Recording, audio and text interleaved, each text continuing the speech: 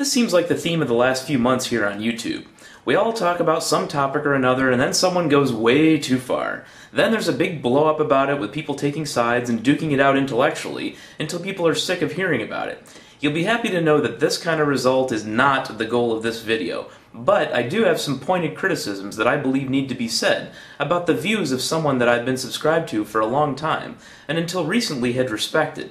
I've tried reaching out to him in comments and in a PM and haven't gotten a response so far, so I'll lay it out for you and leave it up to you to decide whether I'm overreacting or making sense. Proteanview made a video some time ago about kosher products, couching it in a conspiratorial tone. I'll play a clip of it in a moment. This video was made before I had subscribed to him, so I didn't see it until recently. A Holocaust denier sent me this video to promote his ideology to me, and Proteanview has made several more recent videos that I would consider to be in the same category. That guy is not the only person that hates Jewish people that loves Proteanview's videos either. His comments pages are full of support for people that clearly just hate all Jewish people. And Proteanview has never bothered to distance himself from those people in his videos or his comments. Now, I fully understand that that fact alone does not mean that Proteanview is a Holocaust denier or that he hates anyone. But if this video that I'm making right now gets an influx of comments from Klansmen giving me kudos because I'm criticizing a black man, you better believe that I would quickly and forcefully make it clear that my criticism of Proteanview has nothing to do with them being black, and that I want nothing to do with their ideology. What I also found in the back, however, is this product has a star K, which means it's kosher, and I paid a fee for that. I'm not eating this, I'm just cleaning things with this. It's a disinfectant. It actually smells quite good, but actually I paid a fee for that. It's a penalty that I had to pay because I'm not particularly concerned if it's kosher or not. And frankly, if it was labeled kosher and there was a fee for it, I might not have paid for it, but I had no choice. It's just hidden back in the back with a secret code there, star K. Aside from that, it's illegal to charge that fee, especially when it's not clearly labeled kosher, as kosher salt is labeled kosher, so that's one thing.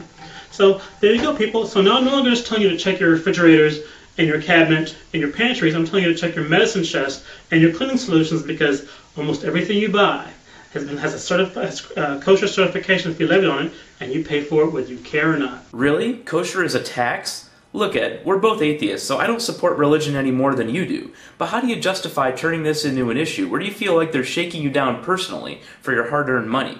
You mentioned in another video that making a product kosher costs a company something like a few $1,000s a year. And you don't like paying that tiny percentage per product that is inevitably passed to the consumer. Well, okay, then pointedly make sure you do not buy products that are kosher certified. These are basic free market decisions for companies and consumers. It doesn't take many people to buy products for a particular reason to make it profitable for multinational companies to pay for it. Are you going to make a video blaming environmentalists for conspiring to force companies to make more products less toxic? Because now you have to figure out which ones are more toxic to avoid the extra cost? That kind of research and development probably cost hundreds of times more than it takes to make a product kosher. The managing director for the International Monetary Fund is Dominique Strauss-Kahn, who also happens to be Jewish. The deputy managing director is John Lipsky for the International Monetary Fund. He also happens to be Jewish. The World Bank president, Robert Zoellick, happens to be Jewish. Before him, Paul Wolfowitz happens to be Jewish. Prior to that, Paul Wolfensohn happens to be Jewish. The Federal Reserve Chairman is Benjamin Shalom Bernanke, happens to be Jewish. Prior to that, Alan Greenspan happens to be Jewish. Really? Benjamin Shalom Bernanke? This is no more intellectually honest than Obama's opponents in the presidential election in 2008, referring to him as Barack Hussein Obama, and then acting surprised when they're called out on it. What? It's just his middle name. That's a weasel move. If you think the guy is subverting our country's interests to another country's interests, then save the innuendo and give some evidence. Why do so many atheists point out the hypocrisy of Christians but never point out the hypocrisy of Jews? Do you think it's because of a lack of knowledge? Do you think it's because of mass appeal or maybe fitting in? Do you think it's fear of being able to be an anti-Semite? Or is it possibly that, unlike the Christians and Muslims they criticize, the Jewish religion and the Jewish state and or all Jews are seemingly infallible compared to Christians and Muslims? For atheists, it's simple. Jewish people are about 2% of the country, and Jewish groups don't tend to push for laws that force me to live as they do. Ignoring them doesn't mean we think they're right, it just means they're not relevant to the issues that are most important to us.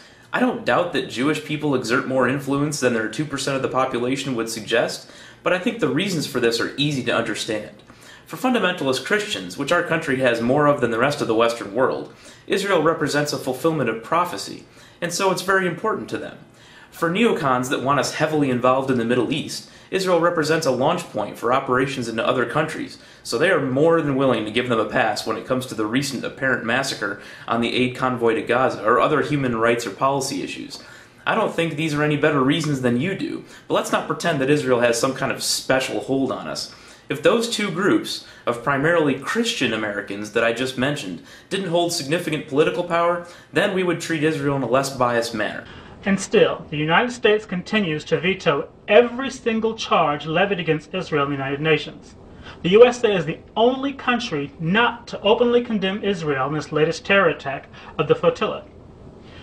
And why, you ask? Well, I'll tell you why. It's because of Zionist American traitor terrorists like American Israel Public Affairs Committee, like Richard Pearl, Douglas Spieth, Paul Wolfowitz, and Benjamin Shalom Bernanke, who prints America's money. These are the parasites who put the good of a foreign country before their host countries.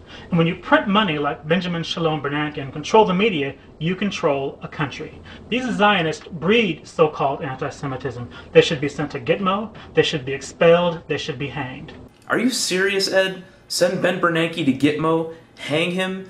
Did I seriously just watch a black American espouse basically lynching people based on a shadowy conspiracy theory without showing any evidence to support it? Is the awful irony of this completely lost on you? This is what you want me and the rest of your 12,000 subscribers to advocate? This is just disgraceful. I don't know how you justify this kind of rhetoric, but I'd be interested to hear why you think your views are anywhere near rational.